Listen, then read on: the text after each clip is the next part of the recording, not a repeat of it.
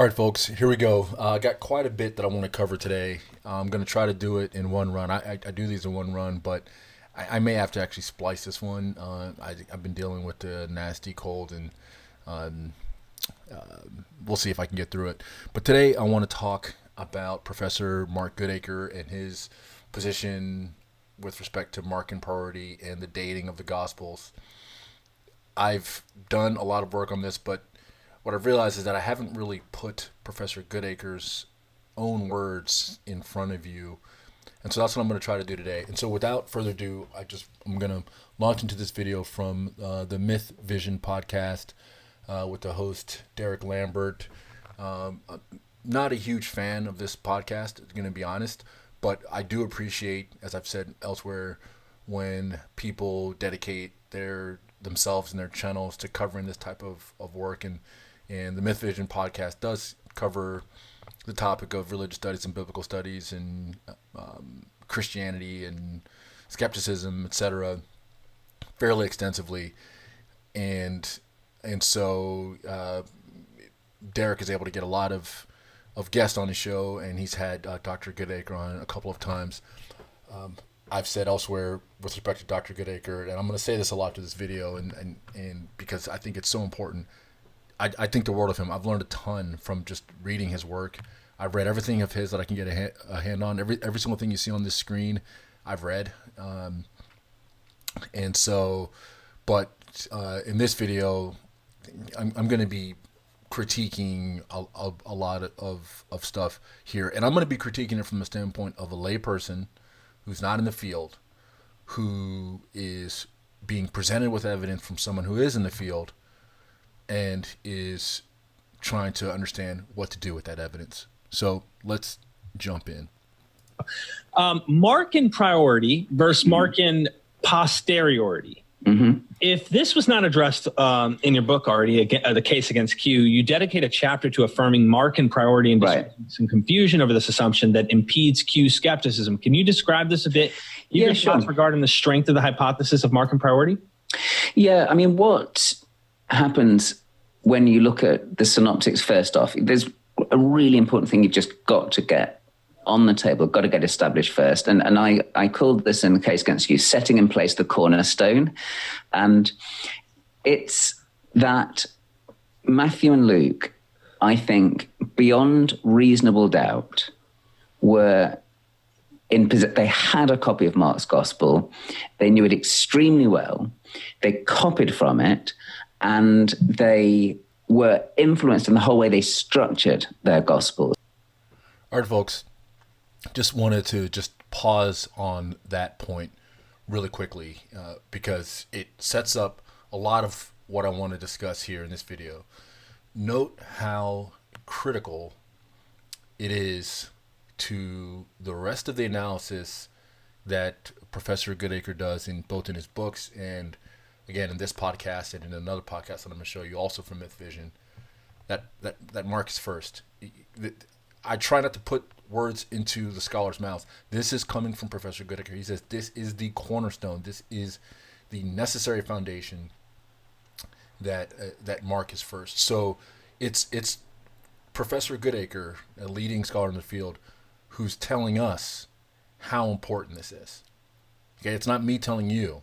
It's Professor Goodacre telling us how important it is that this that Mark be first, because it is the cornerstone of much additional analysis that follows. So let's continue. How do we know that's the case? And people across history have argued that maybe Mark was the second gospel using Matthew, or maybe it was the third gospel. He had them both, had Matthew and Luke. I argue that that's really unlikely for a range of reasons. I'll just touch on one of them. Quite often you find in Matthew and Luke that they're copying a passage from Mark, and they make changes at the beginning of the passage, and they will make characteristic changes. They'll say things that they often say elsewhere. So to give you an example. Okay. What we're getting ready to launch into here is editorial fatigue. I've done a really thorough video on this. I've read all the work on it. I went through biblical passages in detail, all the references, including the reference that's about to be discussed here. I've done it in a separate video. I will link that video in the description. It's really important that you watch that video if you want to understand the editorial fatigue case and rebuttal. It's very fair, but it's harsh and it's critical. One of the things that I want to start with up here is to just frame the issue for those who may not be familiar with it. Note, when asked for the evidence for why Mark is first, and previously Professor Goodacre said, this is beyond a reasonable doubt. He was asked, what's the evidence for that? The first thing he goes to is editorial fatigue. And elsewhere, Professor Goodacre has said this is the strongest argument in favor of Markan Priority. It's this editorial fatigue argument. So before we get into it, I want to just have that background set, because it's not coming from me. I'm not the one saying what the arguments are for putting Mark first. Again, I've talked about the patristic record elsewhere. I'll link that in the description. I've talked about some of the arguments, argument from order, Mark's redaction profile. But Professor Goodacre, who is an expert in the Synoptic Gospels and has written multiple books on this, says this editorial fatigue argument is the best. I'm going to let Professor Goodacre give this example here, and I'm going to discuss the rebuttal that I've given to this example here. And again, I'm nobody. I'm nothing compared to Professor Goodacre, but I completely dismantle this argument. And I think if you're fair to me, as I'm trying to be here to Professor Goodacre, I think if you watch the video, you'll see that it's dismantled. I'll try to cover it here as much as I can, but I'm not going to be able to do the same job as I did when I had passages and citations and everything else in the video. If you want to understand editorial fatigue, please go watch the other video. But let's go here. Matthew begins the story of the death of John the Baptist by changing what Mark says about Herod. He in Mark's gospel, Herod is said to be a king. And now that Herod was not a king. He was a tetrarch. He was a ruler of a fourth, like Galilee and Perea. So Matthew makes a good change. He says, oh, it's Herod the tetrarch. And you read this, you think, oh, good old Matthew. Likes a bit of accuracy and a bit of detail. You then carry on through the story. And by the time you got to the end of it, Matthew's drifted back into calling him Herod the king, right?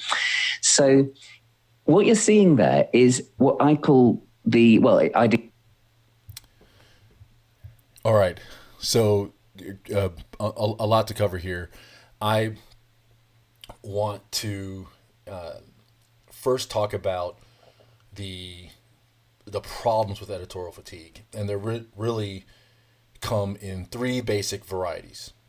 First, the argument is circular, and I'm going to talk about that here briefly. Again, foot stomp, watch the video, the previous video, which I'll link in the description. First, it's circular. Second, it is reversible. That is, there are examples of fatigue, if you look for them, that meet all the criteria that Professor Goodacre lays out, but that go in the other direction.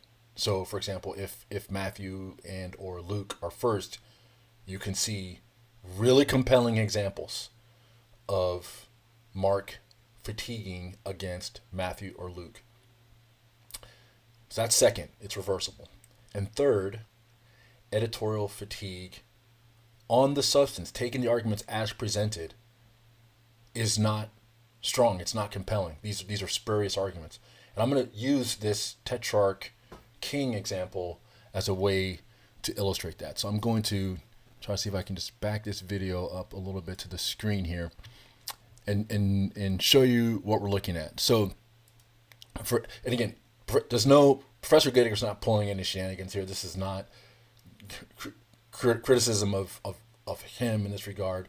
I think this is, as with a lot of his stuff, an insightful argument that he made, and perhaps because of his really good reputation, the reason why scholars didn't find the obvious criticism of this is because of how sterling his reputation is.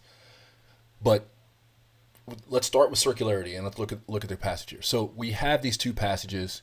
We have a passage here where in Matthew where it says Herod the Tetrarch, and then we have this other parallel passage in Mark where it says King Herod. And according to Professor Goodacre, what happened was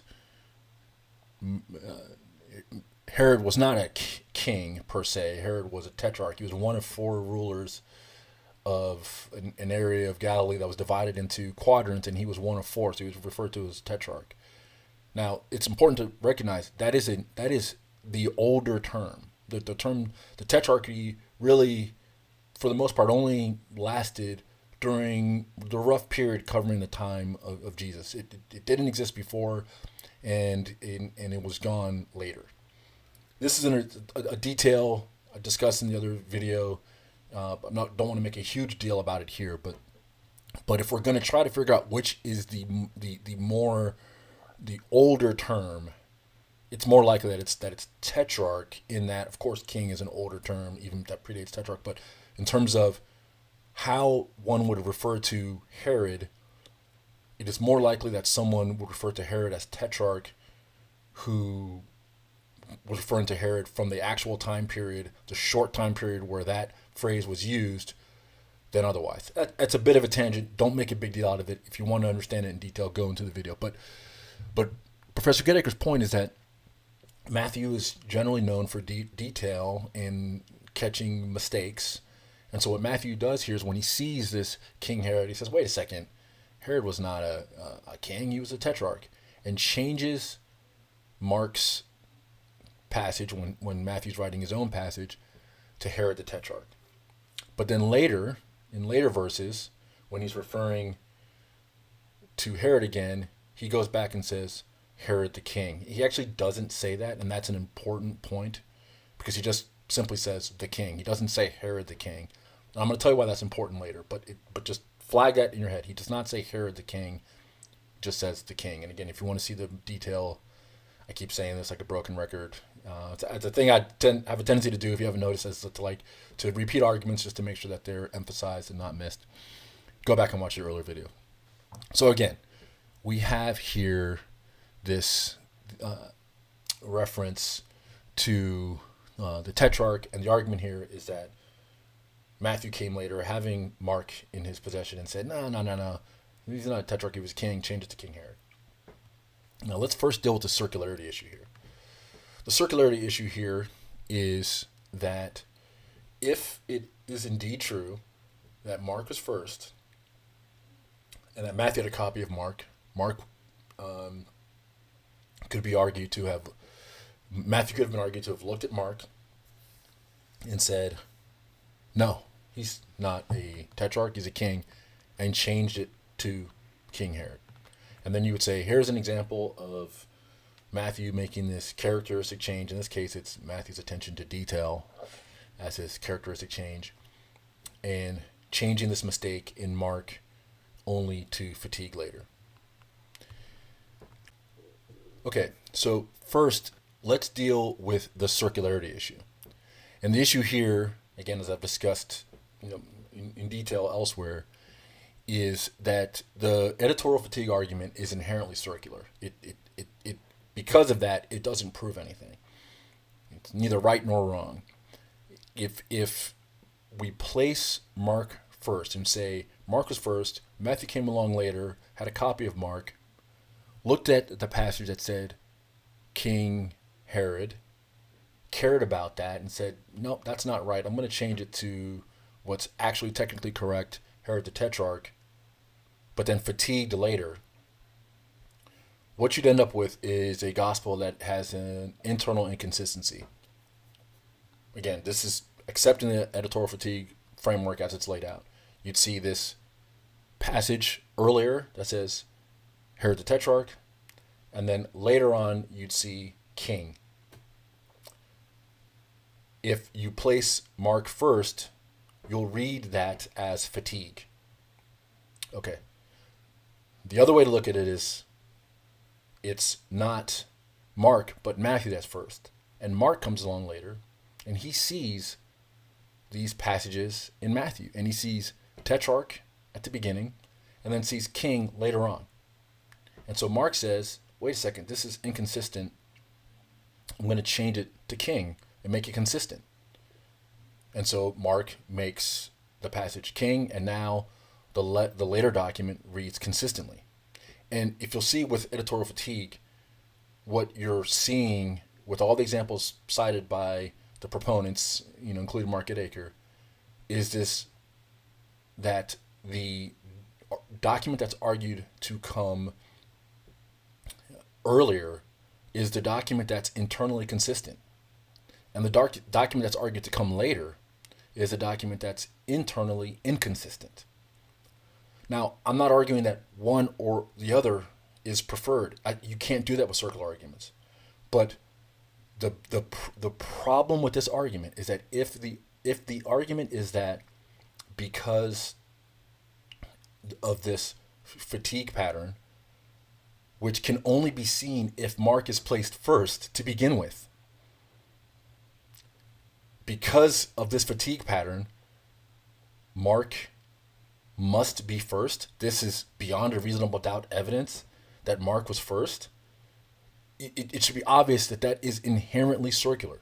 That conclusion cannot be reached unless Mark is placed first already to do the analysis, which then results in us finding this fatigue pattern. If, on the other hand, we placed Matthew first, then what we'd see is a pattern of resolving an internal inconsistency, and we would argue this must mean that Matthew was first. But again, that would also be circular because we've placed Matthew first in order to do that analysis. This is a basic, indisputable. This is not an opinion. So this is where I say I'm not in the field, but this particular analysis here is independent of that. This is just a circular argument no matter what field you're from. It's wrong. It's well, let me be more precise. It's neither right nor wrong. It's valueless. And that's not an opinion. So don't waste time arguing it. Don't come to the comments and try to argue this. This is a circular argument by definition, and it proves by itself, it proves nothing. That alone is an indictment of the argument. There's another problem here, and that is that there are examples, and again, you're going to have to go to the other video to see these, of this particular phenomenon, this quote-unquote phenomenon, which really is not a phenomenon of fatigue, being shown in the reverse. Compelling examples of Mark fatiguing against both Luke and Matthew. Laid them out in detail in the earlier video. I don't think I've ever seen anyone else do that. I could be wrong. A lot of the other arguments that I'm making in a lot of my other critiques of biblical scholarship I've seen elsewhere, I don't think I've seen anyone make the circularity argument and the reversibility arguments that I've made. Could be wrong, but if you're trying to look for it somewhere else, you're probably not going to find them. So go look for those. So it's reversible. So the second problem with editorial fatigue is that if it is reversible, if this pattern is reversible, then like circularity, it can't tell us anything either way. It does not rise to the level of an argument that can be persuasive, certainly not to the beyond a reasonable doubt level of persuasiveness, if it can be equally applied in reverse. This is a critical point. It's not debatable. Okay, it's not debate. Don't debate this. This is not where the debate is. If the argument is reversible, that's where the debate is. If you want to challenge it, say no, you're wrong. It's actually not reversible. Go look at the video. You'll see very clearly it is.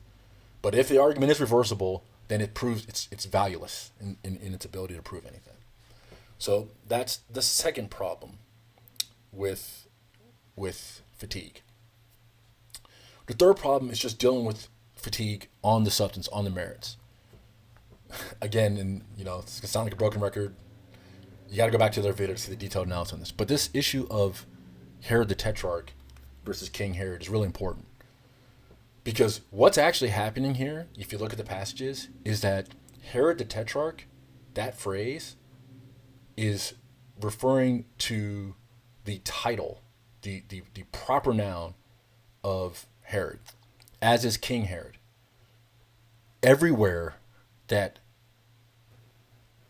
Herod is used in with sorry, let me back that up. Everywhere that tetrarch is used, it's used to either describe, in the Bible, it's used to either describe Herod the Tetrarch, as it's phrased by itself, or the office that Herod held as tetrarch. You'll never see a reference in the Bible or in Josephus or in any later documents where it says the tetrarch did this or the tetrarch was unhappy. It appears from the text that that's not how the phrase was used. The tetrarch is not used by itself as a way to describe the leader. For the purposes of the people living in this region of Galilee, the tetrarch was their king. And likely when referring to Herod with just the common noun, as shown later in this passage, the writers would just say king. They would say the king said, the king did. They wouldn't say the tetrarch did. But when they're referring to Herod with the proper title, Matthew says Herod the Tetrarch, as does Luke. And so, and never says King Herod. Like that Matthew never uses the phrase King Herod. Luke never uses the phrase King Herod. They say Herod the Tetrarch. It's only Mark that uses the phrase King Herod. And there's nowhere else in the texts where the tetrarch appears where it's used to describe the person. You know, the tetrarch was unhappy. The tetrarch banished the evildoers. It's just not seen. That's a substantive analysis here, because what that would mean is that there really is no inconsistency in Matthew. When Matthew's talking about Herod the proper noun, Herod the title, he says Herod the Tetrarch. And when he's just referring to the office, generically, later, the person who's sitting on that throne, without a name, he later says the king. So go watch the other video if you want to see the more detail on that. But that's another reason why the editorial fatigue argument fails. Now, if you want to argue that and you want to dispute that one, sure, go ahead. You know, someone will come up with some analysis. But those three arguments, circularity, reversibility, and then just on the substance of taking the argument as presented, all are strong reasons to reject this basis as a basis for Markan Priority. So I'm going to move on to another video from Professor Goodacre on Myth Vision. It's a couple years later, and discuss some additional things about how this sort of linking of Mark being first leads to sort of other analyses. So I'm just going to... All right, let's start this other video here, also from Myth Vision with Professor Goodacre. Professor Goodacre, Francis Hill Fox Professor of Religious Studies at Duke University. I am so trying to memorize this. And I do this, by the way, with every person that I have on. Like when it was Ian Mills, I said, he's the New Testament Review Podcast or Podcast Review. I get it backwards. Well, do you know, I have the advantage when I do conversations on my podcast that I actually quite often say, I'm going to add in the other stuff afterwards. And then when I'm sitting calmly at my desk, I can then go, oh, they are the such and such, because I can read it off the thing. So kudos to you for actually doing it in live, as it were. No, just really quickly here, because I just have to say this, and I'm going to keep saying it because it's true. I just love Professor Goodacre. There's just something about him that is just charming, endearing. He's just, the way his mind works, how he thinks, you know, and as I said, I've read all of his work. I love the man. I think so highly of him. And you'll see later when he's talking about criticizing Q, how he and colleagues of his that he respects. Again, he's not a colleague of mine. I'm not a colleague of his, but he talks about how he feels guilty sometimes about criticizing colleagues that he respects. It's the same way that I feel when I am critiquing Professor Goodacre. I'm not critiquing him, but I'm critiquing his arguments. I feel guilty in a way because I think I think he's one of the good guys in a lot of ways. He's just really good.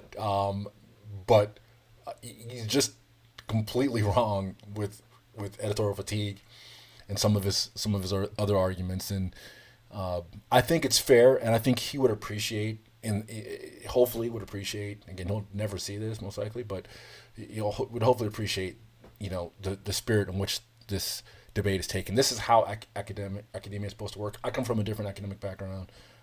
Been in academia my whole life, and this is a side project of mine, and I just have a lot of respect for Professor Goodacre as an academic, and I think the academic community has failed here to really kind of put these pretty bad arguments, to bed, and so that's what I'm focused on. Let's go on though. Enough of that. Well, thank you. I try to, and then I of course want to read the materials before I actually go to interview. So I want to talk about the Farrer hypothesis a little. This is what you're so known for, right? And it's at odds with many Q people, right? Q people. But the question I ask, and this is kind of a basic thing, is Mark. Sorry, I just got a comment on this. It's a sidebar, has nothing to do with the comment, but the Q people thing, Professor Goodacre, he just didn't even bite at that. Just too smooth. Anyway, let's keep going. First, can you address the issue with Markan Priority, number one, and then maybe take us through your mind of dating, when we date them and why, and I'm talking the synoptics, maybe throw John in the mix, it probably won't take too long, but why does Mark come first? Well, Mark, I would actually date into the 70s. I think he's writing not long after the fall of Jerusalem. There's a great moment in Mark 15 where people say to Jesus, this is the guy who said that. Actually, let me start that again. Let me. So he's gonna start this over here again. So this is a good place to pause. Just a couple of things. The host here presented this Farrer hypothesis, and again, look at other videos, but you can Google this. There's lots of people to cover this. This is what I think is a really good insight by Professor Goodacre, and he deserves credit for this. This is one of the reasons why I think so highly of him.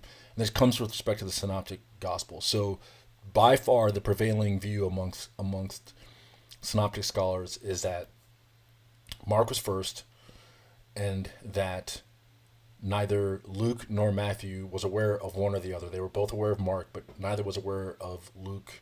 Luke wasn't aware of Matthew. Matthew wasn't aware of Luke. And they independently wrote their Gospels, copying Mark and borrowing from a third hypothetical source, because Matthew and Luke share a lot of text. It's called the double tradition that doesn't come from Mark. Because it doesn't come from Mark, and these other scholars theorize that neither Matthew nor Luke could have known each other again, and there's some textual reasons why they claim this is true. They've hypothesized this hypothetical third, now long lost document called Q. There are lots of people who talk about that, criticize that. I think there's an obvious Occam's razor criticism to Q. I've talked about it a little bit elsewhere. Don't want to spend a lot of time on it here. But what Professor Goodacre's insight is that Q would be necessary if the things that were said up front are true, which is that we believe that Matthew and Luke both copied Mark, number one. Number two, Matthew and Luke share a lot of material that appears to be copied from something, but neither knew each other. That's two. Then three, there must be a hypothetical document, whether it exists now or once existed. There must have been a third source that both Matthew and Luke independently pulled from as a reason for why their texts match. If those assumptions are true, Q has to exist. So I want to be clear. That's, everybody who understands this. Everyone understands the logic here. It's simple. This is not an issue of Q couldn't exist. It's a hypothetical document. No, if those assumptions are true, then Q has to exist. Well, Professor Goodacre's insight is that we don't need Q, because if Luke copied Matthew, and that's where a lot of the commonalities come from, there would be no need for a hypothetical document. Now, that's a simplified analysis for the Farrer hypothesis. You can read his work if you want to get more depth, but there's really not that much more to understand. It's just really, that's his sort of insight there, and he's not the first one to come up with that. Obviously, it's named after a previous scholar. I think his name was Austin Farrer, who did this analysis, several decades earlier. But Professor Goodacre is the chief modern advocate of that point of view, and the insight there is that it eliminates the need for this extra hypothetical document, because it eliminates unnecessary assumptions that we don't need in order to understand how there could be this double tradition between Matthew and Luke. So let's move on here. Hopefully you can edit that out. Yeah. 3, 2, 1. Mark, I think, is definitely the first gospel. The likelihood is that Mark is written in the 70s, not long after the fall of Jerusalem. Notice how obsessed Mark is with the temple. He keeps talking about the temple. Now, we kind of think, oh, well, that's kind of natural that he would be talking about the temple all the time. Why? Why is it natural? Read Paul's epistles. How often does he talk about the Jerusalem temple? And he actually physically himself must have gone there, right? We know that Paul went to Jerusalem. He talked about going to Jerusalem. How often does he mention being in the temple? It's not part of the way that he thinks. So, and then you get to Mark's gospel, and all the way through, he's talking about the temple. You have this, we talk about the cleansing of the temple, that story about Jesus going into the temple and turning over the tables. Why? I think there's probably some history there, right? I think that this probably happened, but that's not the question. The question is, why does Mark tell you that story? There's plenty of other things that he could, talk about. So you constantly have this thing. And then... So let's pause here, because I think what Professor Goodacre is saying is true. And note, in this particular video, he did not explain why Mark is first. He just took it as a given, which is why I had to pull the previous video. It's so important, as he said, that Mark is first, because there's no need to have the discussion about it, and you can just launch right into analyses that flow from that. This is critical, and this is why I spend so much time on this issue. So note what Professor Goodacre said here, which is that Mark is obsessed about the temple, and he talks about it over and over again throughout his document. For all those references in Mark, those same references are found in parallel in Matthew, and largely also to a slightly lesser degree in Luke. And so the reason why it's framed as it's Mark who has the obsession is because we don't have to deal with the priority question now. Professor Goodacre has said we don't contest that question. It's beyond a reasonable doubt. And so it's Mark who has the obsession. It's not Matthew that has the obsession or Luke that has the obsession. It's Mark. So let's just go on here. And Mark 13 focused big time on the temple, this big apocalyptic drama. So just want to take a quick passage here from Mark 13. Again, I'm not going to go through all of this. It's a lot more work than can be crammed into a video like this, but I just want to read a passage from Mark 13 just to give an example of how these passages track into other gospels and why scholars have come to believe there's a literary dependence between Matthew, Mark, and Luke. So let's read very, very quickly Mark chapter 13, verse 1 through 2. As he was going out of the temple, one of his disciples said to him, "Teacher, behold, what wonderful stones and what wonderful buildings." And Jesus said to him, "Do you see these great buildings? Not one stone will be left upon another which will not be torn down." Okay, that's Mark. Matthew, chapter 24, verse 1 and 2. Jesus came out from the temple and was going away when his disciples came up to point out the temple buildings to him. And he said to them, "Do you not see all these things? Truly I say to you, not one stone here will be left upon another, which will not be torn down." Okay, that's Matthew. And then there's some parallel passages in Luke. I think there's a parallel for this one, but there are for some other ones. But the point here is that this discussion of the temple appears in both Matthew and Mark. So that by itself, and again, Professor Goodacre doesn't argue as much, that by itself doesn't show directionality one way or the other. But it's framed here as an obsession of Mark. So let's go on. I think is written in the aftermath of the fall of Jerusalem, and it's actually trying to bring the Jesus story into the present, Mark's present in the 70s, and actually explain how it is that they've got to this kind of situation. But what becomes interesting about Matthew and Luke is that they pick up that obsession with the temple as well. And if anything, they go even further. Mm-hmm. And so, kind of underlining the point that I just made, he said, Matthew and Luke pick up this obsession with the temple from Mark, and if anything, go even further. This analysis, again, can only be had in this way with this directionality if it's already assumed that Mark is first. If Matthew is first, then it's Matthew who has the obsession, and Luke and or Mark who continue along with it.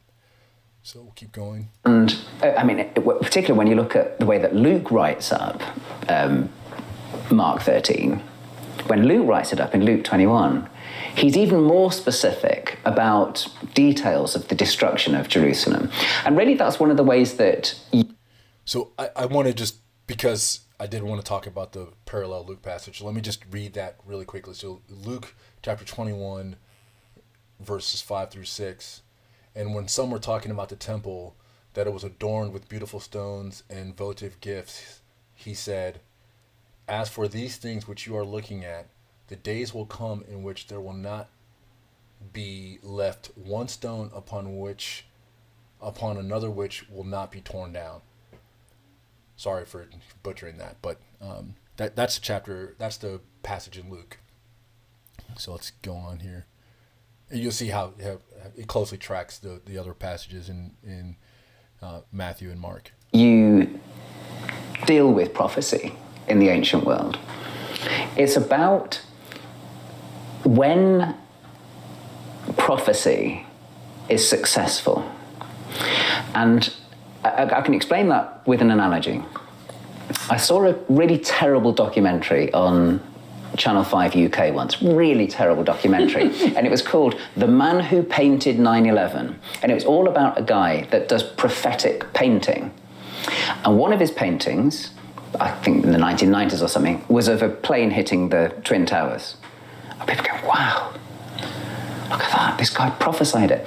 Now, the reason why that guy was on that documentary is because 9/11 happened. If 9/11 hadn't happened, that guy would not be on the documentary with that picture of the Twin Towers, right? Right. So whether or not Jesus predicted the fall of the temple, the point is that it's in the texts because the authors of those texts want to say, look, Jesus prophesied it. Now, here is a really important point, and this could be its own video, and maybe I'll cover this separately. In fact, I will cover this separately to varying degrees. But let's just talk about this point. First, let's just deal with the analogy, because I think the analogy is not quite spot on, and I don't want to nitpick, but I think in this case a nitpick is warranted. In the 9/11 analogy, the argument is that this man, I'm not seeing the documentary, I'm just going by what Professor Goodacre said, this man drew this drawing of a plane crashing into the World Trade Centers in the 90s, well before the event happened.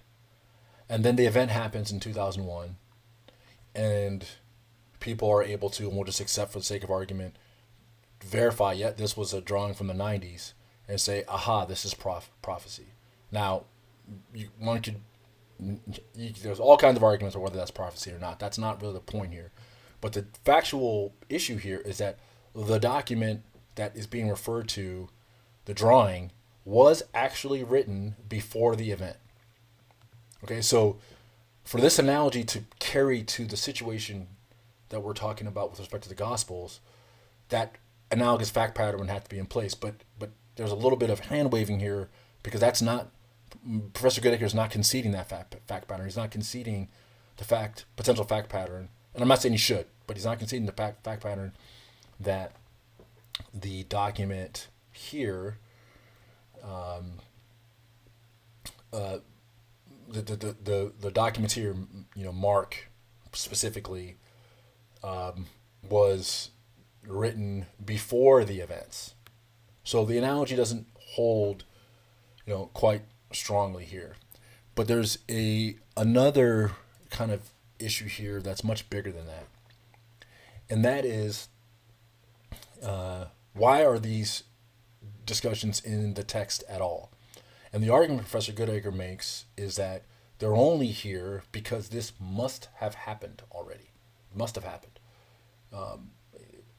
And it's a sort of naturalistic analysis, but that's not even really his argument, right? His argument is honestly, to be fair to him, is saying whether or not you believe Jesus could have prophesied this or not, the textual critic, the historian, has to come back and look and say, well, why are these texts in here at all, regardless? And I think that is the right question. And his argument is that it could only have been put in because the event had already happened. Now, the problem with this is that the texts don't say that it's happened. The texts don't say, aha, see, and Jesus' prophecies came true.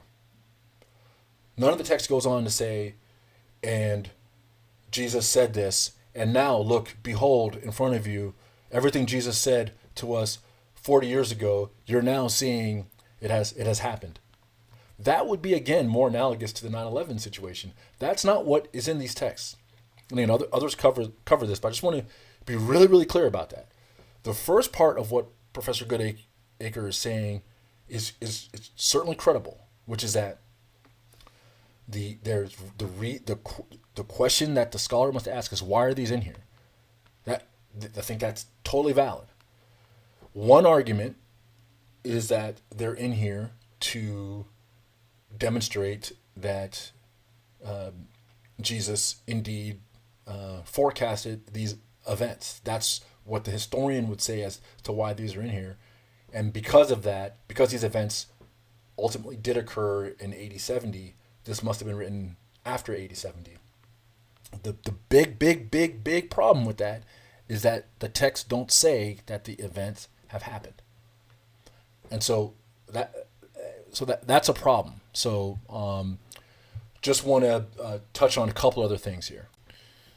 So one additional thing to touch on here is that there's an argument, and it's not one that I'm going to make. At least I'm not going to make it here. And I probably will never make this argument on this channel because even though, I could talk about my personal faith, and when I do it in an entirely different sort of type and format of content. I think it's the right approach for me to take is to give a naturalistic explanation for the text here and not say, aha, this is a supernatural prediction by Jesus Christ, the Son of God. There's a natural way, and other scholars have covered this, to read these texts that doesn't require these texts to be read as per se prophecy, as on their own revealing anything. And I think the natural way to read these is also the natural way one would have read the 9/11 drawing, which is that some things are sort of easy to imagine given the climate and the times, that with a pure naturalistic point of view. For example, with respect to the World Trade Centers, those buildings had been attacked prior to 2001 in other ways. Again, not with the planes, but they've been attacked. Certainly not far-fetched to think that someone could think, well, what other ways could these things be attacked? It's been attacked by ground, maybe be attacked in the air. That's certainly how someone who didn't believe in the supernatural would explain that that previous drawing.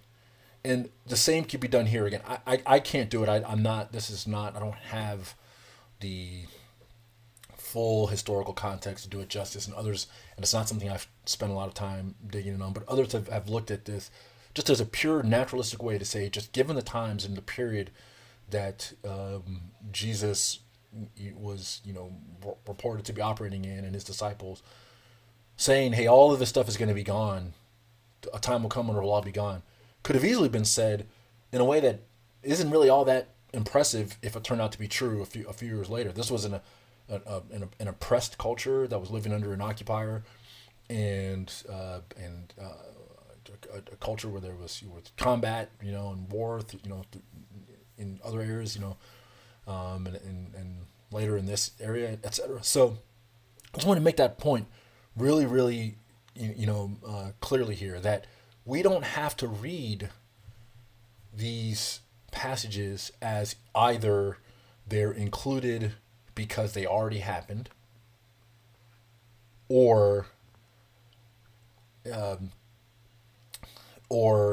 must be supernatural.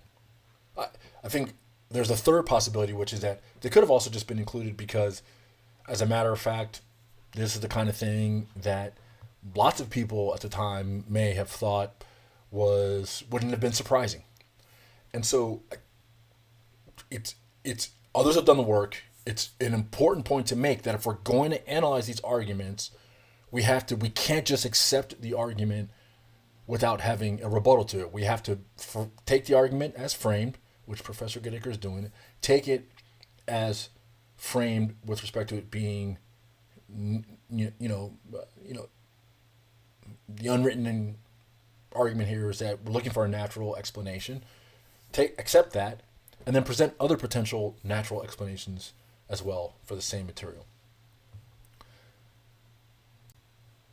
So let's just move on here a little bit. I just rewound a bit of this just to make sure I didn't talk over the point. But it's in the texts because the authors of those texts want to say, look, Jesus prophesied it, and it came true. That's the function of that prophecy. Right, so we've covered this, but this has to be emphasized here. The look what Jesus prophesied part and it came true part, one is present and the other is not. The and it came true part is not present in the gospel text. It's not there. I cannot emphasize this enough. We can read it in, and there may be advanced scholarly reasons why we must read that in, but it's not in the text. And so again, the analogy that was given, I said I wasn't going to harp on the analogy. I don't want to harp on it too much, but it certainly doesn't track the other analogy, because the 9/11 analogy is, hey, look, this guy drew this drawing in the 90s.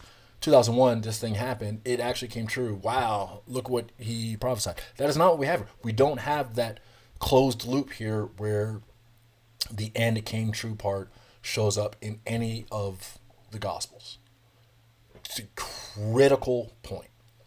All right.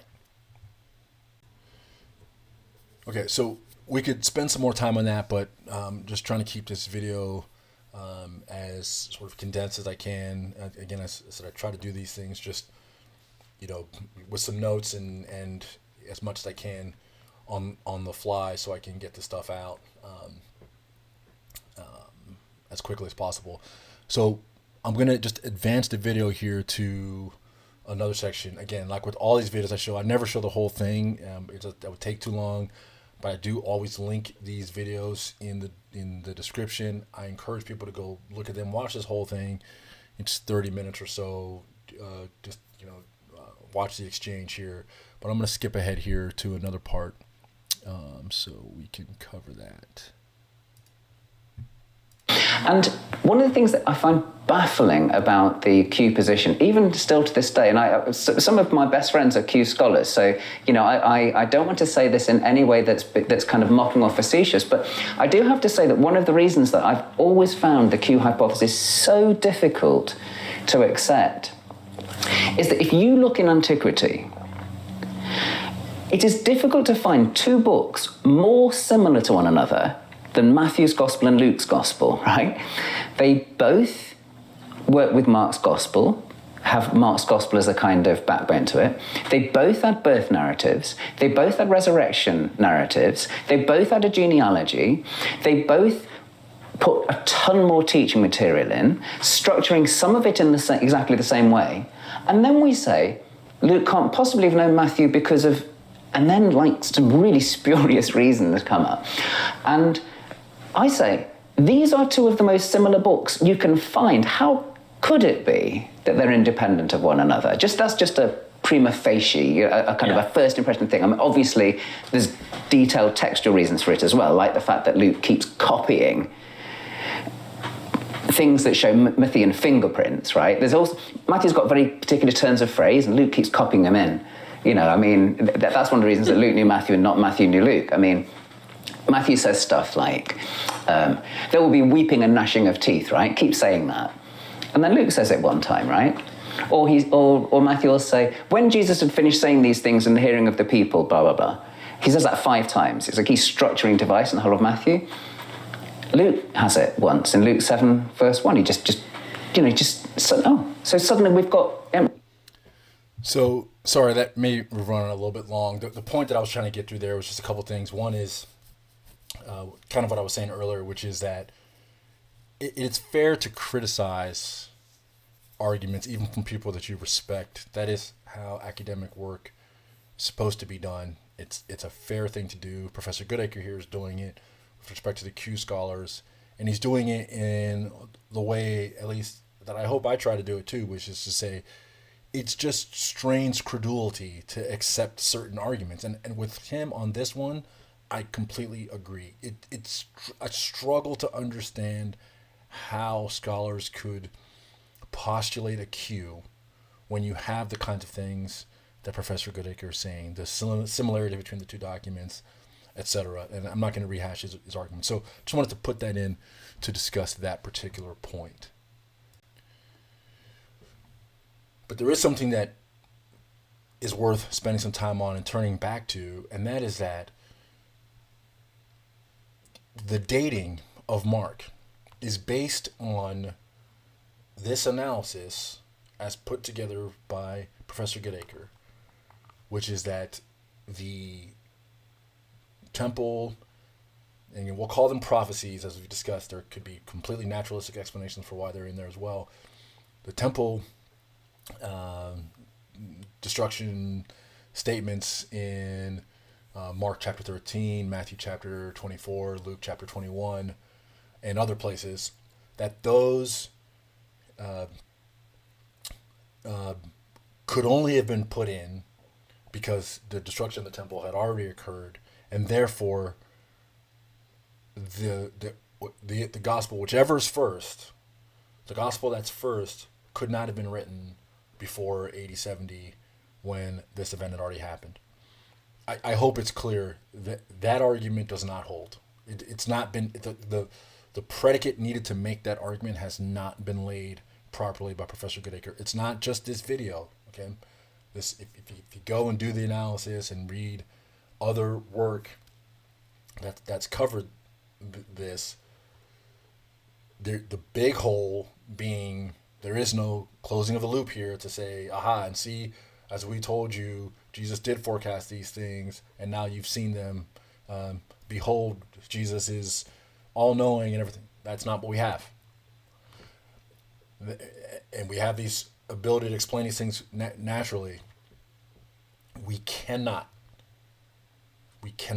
conclude from this analysis that these documents must have been written after AD 70. When I first heard years ago that these documents, the earliest Gospels, were from the time of AD 70, I was distraught because I assumed, wrongly, that it was based on a manuscript that was found. or some dating that was done through some kind of carbon dating or some other kind of thing like that, or some other sort of hard evidence. There's none of that. If someone has that, someone says, hey, I know where that is, I'll point it to you, and it definitively proves, it disposes of this dating issue once and for all, share it with me, and I'll discuss it. Never seen it. I've looked for it. The dating argument of 80-70 for the earliest of the Synoptic Gospels is based on the temple discussions, the temple destruction discussions. That's the basis. That is the basis. There is no other basis. There's no other basis. So if there is, again, if I'm wrong on that, and I could be, but I've not seen another argument, please share it with me. But if that's the basis, the predicate has not been laid. There's just not enough of a foundation to say it must be 80-70. So that's point number one. Second point is, because Mark must be first, according to Professor Goodacre, for the beyond a reasonable doubt reason that he stated earlier, linked together by editorial fatigue and some other arguments. Because Mark must be first, that means everything that came afterwards must be after Mark. And so let's give these things a period of time. Let's give Mark some time to circulate and become widely known so that it's authoritative enough for people to feel like it's worth copying. And then that's when you get the later and later dating. So we'll kind of finish up here with how this Markan Priority issue leads to some dating issues, which then lead to some other conclusions. And we will, let me just queue up a part here. I queued up a part here. Let me just get here. Going to queue up a part of this video here where Professor Goodacre talks about dating, because it's really important to see how all of this sort of hinges on this Markan Priority issue. So hopefully this is the right time. Antiquities, and Matthew's Gospel as well. So we can put... Sorry, just there was a discussion right before this about Josephus, and the host here was asking about whether or not Josephus, the gospel writers knew Josephus, whatnot. And Professor Goodacre sort of charitably declines that, sort of says it's not, he doesn't exclude the possibility, but it's not a hypothesis that he derives much from. So I skipped it. If you want to watch that, you can go ahead and watch it. A lot of people are doing these kind of analyses lately. A lot of them are just honestly nonsense. But let me just rewind it again here so you can kind of see. That's why I skipped that part. All right, let's go. And Matthew's Gospel as well. So we can put, if we're putting Mark in the 70s, wouldn't rule out Mark being later as well, could be as late as 80s or 90s, but if we're putting Mark in the 70s, we have Matthew subsequent 80s, 90s, and we've got Luke in the early 2nd century. John then also, I think, has to be early 2nd century for that reason, because I'm arguing in a forthcoming book that John knows Matthew, Mark, and Luke. Kid.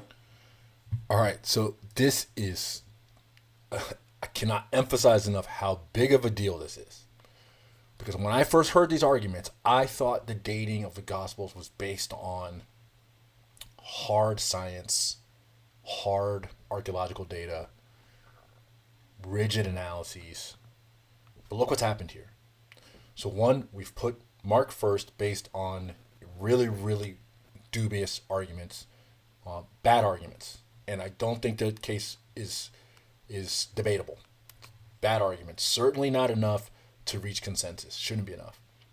We've put Mark first. The second thing that we've done now is we've said, based upon the inclusion of these temple, again, we'll call them prophecies, the text couldn't have been written, whichever one's the earliest, it couldn't have been before 70, because that's when the temple was destroyed, even though the text make no mention of that destruction. That shaky foundation number 2.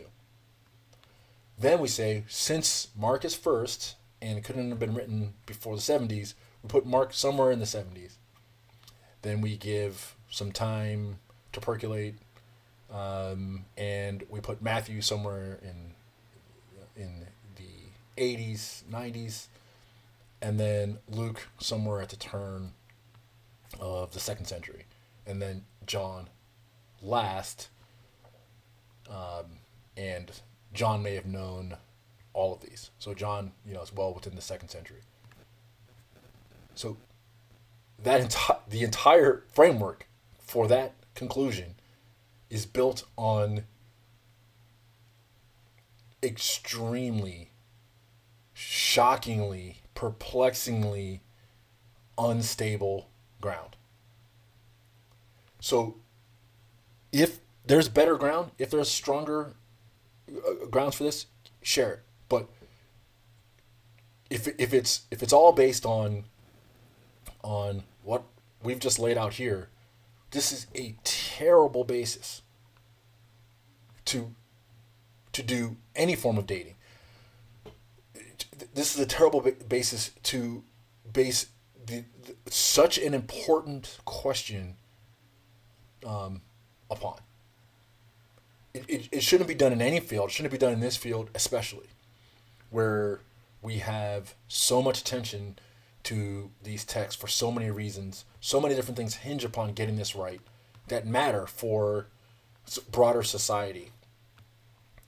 We can get into the philosophical arguments and the religious arguments and everything else, but getting these answers right matters beyond just the little bubble of this field. And so this kind of, and with all due respect to Professor Goodacre, this kind of sloppiness should not be allowed to go unchallenged. If you're going to make these arguments, if you're going to put forth evidence as to why we have to go with 80-70 and why these other things are later, this can't be it. If this is it, it just doesn't work. Because I'll tell you, there's a counter argument here. There's a counter argument here that is as compelling, if not more. And the purpose here is not really to argue the counter argument, but I just want to present it here to wrap this up. The counter argument is that Matthew was written, in some way by an eyewitness of Jesus, likely the Apostle Matthew, or at least hypothetically the Apostle Matthew. Look, I know people are going to be just livid about that even being put forth as an argument, but I just want to present there is another argument here, which is that, and this is the argument that's the tradition has, and this is the argument that's consistent with gospel attributions and everything else, which is that Matthew, who was one of the 12, wrote an account in some way, wrote a document in Hebrew, relayed an account that, in some other way, and it was copied into Greek, or wrote it in Greek, or whatever. Again, another conversation for another time. If that's true, that document would most certainly have been done before 80-70, because as we know, or as is likely, the life expectancy, whether through natural causes or even potentially martyrdom, again, which is its own other issue, would have been unlikely that Matthew would have survived, substantially past 80-70. Again, for other reasons, it's not the point here. So it would have been before 70, just on chronological grounds, given the time that Jesus lived and operated, and that Matthew would have also then lived and operated. And then if we stick with the same analysis and say Luke came after Matthew, Luke doesn't discuss anything in either Luke or Acts that I believe goes past, that references any historical event past the early 80s, 60s. Again, someone can challenge me on that if that's not exactly right, but I believe it's no later than 80-62, 80-65 at the latest, is when Luke Acts ends. So then Luke, that still predates 80-70. And then Mark, as we said, mentions nothing about the actual destruction of the temple actually having occurred. The historical attributions attribute Mark to being an interpreter of Peter, not debating that here. You can debate that in another context. I'll do something on this later, but again, Peter, very unlikely. There's no evidence. I don't think anyone argues made it out of the 60s. And so it pushes all of these documents up earlier. I'm not saying right now, obviously I'll just be clear. That's my point of view. My point of view is that these documents are all before the 60s, at least those three. But that's not the point of view I'm trying to put forth here. What I'm trying to say is that is the argument. If you want to say it's the default argument, you want to say it's the alternative hypothesis. That's the argument that scholars have a duty to take down, and they haven't. They bear the burden of saying that that's not it, because this is what essentially the historical record, tradition, and everything else purports. And so if the scholars are going to say that's not accurate, then they have the burden to show us why. And this foundation that's been put forth here, both with Markan Priority and dating, just doesn't do enough, shouldn't do enough. It should not be the type of, without an agenda, without another agenda, it should not satisfy diligent, hungry scholars as sufficiently disposing of the question of when these documents were written. If the alternative, again, you could argue it's primary, it depends on your point of view, but if the alternative, which is that Matthew was first, and then Luke came later, and then Mark came after, and then John was last, if that alternative, again, there are others, but if that alternative is true, it has profound implications beyond just that field, because it places Matthew in the period of time where this would be really early eyewitness testimony, or at least testimony that eyewitnesses or those who were around at the time could have challenged, could have questioned, would have been around to contribute to. And if these are eyewitness accounts in any way, right? And again, I know people are going to say, no, this is all fiction, it's all myth, it's all great. I get that, right? But if this alternative view is at all possible, and again, it's a scholar's duty to tell us why it's not, that means something. That means that those of us who are believers have an even stronger foundation to say, okay, there's reason for us to accept these accounts as at least being historical, if nothing else, right? And we can go further beyond that. So I think that's sort of plenty of time. This video is going to run long. But I just want to wrap up here with the point that the idea of this video was to really put Professor Goodacre's words, and again, I know he's doing this in an off-the-cuff podcast. I want to be fair to him. This is not, I'm sure his arguments will be stronger and tighter in the written form. I've looked at his arguments. I've read his work. I don't think there's anything I'm missing from his work, but I could be wrong because I'm a big fan, but I could be wrong, could be missing something. If you feel I've done his arguments injustice, please leave it in the comments. Send me other citations. I promise to take the credible ones up and look at them. I try to respond to the comments if I can. I can't respond to everything, and some things honestly don't deserve responses. But if I can, I'll respond to them. Otherwise, I'm going to wrap the video up here. Thanks.